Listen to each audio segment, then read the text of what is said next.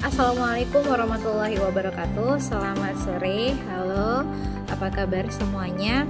Kembali lagi bersama saya Tufatul Ulia dari kelompok 4 angkatan 10, masih dalam rangkaian Latsar CPNS 2024. Hari ini saya akan membuat learning journal mengenai kegiatan e-learning saya hari ini.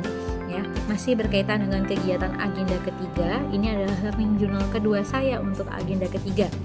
Jadi pada hari ini ada dua metode pembelajaran yang kami gunakan. Yang pertama adalah metode pembelajaran dengan sinkronus. Tadi pagi kami melaksanakan Zoom bertatap muka, berdiskusi dengan kelompok, kemudian dengan Coach Widya Iswara kami, yaitu Coach Rus, membicarakan mengenai agenda ketiga. Ya. Jadi pada agenda ketiga ini, di mana berfokus pada Smart ASN dan manajemen ASN, beliau menjelaskan, kemudian juga kami berdiskusi sesama lain terkait dengan tugas-tugas yang berkaitan dengan Smart ASN dan manajemen ASN. Jadi sehari sebelumnya kami sudah mendapatkan tugas membuat learning journal juga, kemudian juga tugas untuk menganalisis penerapan Smart ASN dan manajemen ASN pada lembaga negara, ya, baik itu negara punya ataupun swasta punya yang menerapkan prinsip-prinsip manajemen ASN. Kemudian hari ini paparannya, jadi kami banyak berdiskusi mengenai penerapan Smart ASN dan manajemen ASN tersebut. Nah, selanjutnya setelah berdiskusi kami juga melaksanakan metode pembelajaran asinkronus. Untuk metode pembelajaran asinkronus hari ini kami diberikan tugas individu, ya, jadi tidak ada tugas kelompok untuk hari ini.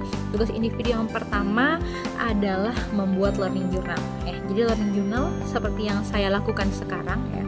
Kemudian tugas individu yang kedua adalah kami diminta untuk mengidentifikasi isu-isu aktual yang terjadi di unit kerja kami, ya. Jadi di saya, misalnya unit kerja saya yaitu di program studi pendidikan profesi apoteker, ya, Fakultas Kedokteran dan Ilmu Kesehatan Universitas Mataram.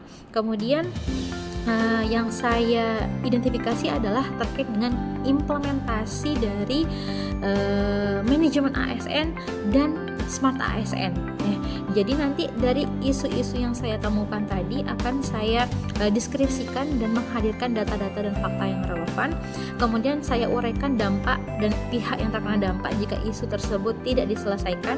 Kemudian mengidentifikasi dan mendeskripsikan isu tersebut. Jadi ini termasuk ke dalam tugas untuk menetapkan core isu dulu. Jadi untuk menetapkan core isu dan gagasan kreatif mengenai isu tersebut, saya memilih ada 3 isu yang saya angkat, ya. Yang pertama adalah isu mengenai tidak tersedianya pedoman mata kuliah uji kompetensi OSCE. Seperti yang kita ketahui, OSCE ini adalah uji-uji yang sebenarnya baru-baru ini dijadikan sebagai mata uji kelulusan bagi seorang apoteker atau tenaga kesehatan, ya, di luar dari uji kompetensi dengan metode CBT. Kemudian isu yang saya angkat lagi adalah tidak tersedianya media promosi prodi. Jadi prodi PSPPA tempat saya berada sekarang itu sebenarnya termasuk dalam kategori prodi baru, sehingga beberapa media promosi atau media-media yang dibutuhkan untuk mengenalkan prodi ini kepada masyarakat yang lebih luas itu belum tersedia sepenuhnya. Kemudian yang terakhir adalah isu mengenai terbatasnya media ruang baca mahasiswa atau berdiskusi mahasiswa, terutama mahasiswa PSPPA, ya, karena memang kami masih menjadi satu gedung dengan gedung mahasiswa program studi farmasi, sehingga ada beberapa hal, terutama ada ruang baca, kemudian juga fasilitas yang berkaitan dengan tempat diskusi yang cukup terbatas. Nah, jadi untuk core issue yang saya angkat adalah core issue yang pertama, yaitu tidak tersedianya pedoman mata kuliah uji kompetensi OSCE. Padahal OSCE ini sudah menjadi salah satu prasyarat exit exam, ya. Jadi kayak salah satu prasyarat kelulusan mahasiswa. Nah, ini kurang tersedia, artinya tidak ada pedoman yang mengatur bagaimana sih pelaksanaan mata kuliah ini. Nah, sehingga menurut saya ini adalah salah satu core issue yang harus saya analisis bagaimana dengan teknik Fishbone, mind mapping dan sebagainya untuk mengidentifikasi akar penyebab permasalahannya. Nah, jadi kurang lebih seperti itu, ya. Nah, begitu kira-kira yang bisa saya jelaskan mengenai learning journal hari ini. Terima kasih dan sampai bertemu lagi di learning journal selanjutnya.